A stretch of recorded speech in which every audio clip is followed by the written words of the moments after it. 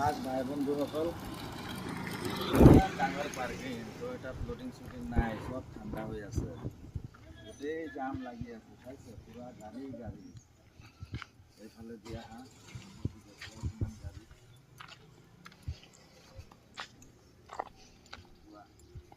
এইফালে চোৱা কিমান ভয়ংকৰ জাম লাগি আছে। এইটোতো ফাৰ্ষ্ট লাইন, এইটো লাইনত চোৱা 4-5টা লাইন গাড়ী আছে, আকৌ সেইফালে আছে 3-4টা লাইন, গাড়ীত লগাব জাগা নাই, আৰু মানে মুস্কিলত 50টামান গাড়ী ধৰিব এইটো পাৰ্কিঙত, তাৰপিছত কোনো গাড়ী নাথাকে, ইমান গাড়ী জাম লাগি আছে, ৰোড চুড নাই, সপ্তাহত এটা দুটা ৰোড হৈ আছে।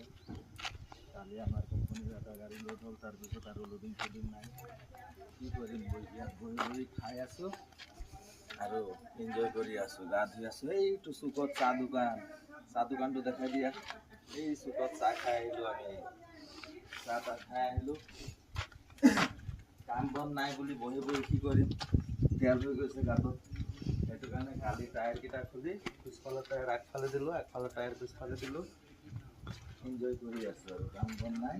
ঠিক আছে, পিছত আকৌ লগ পাম।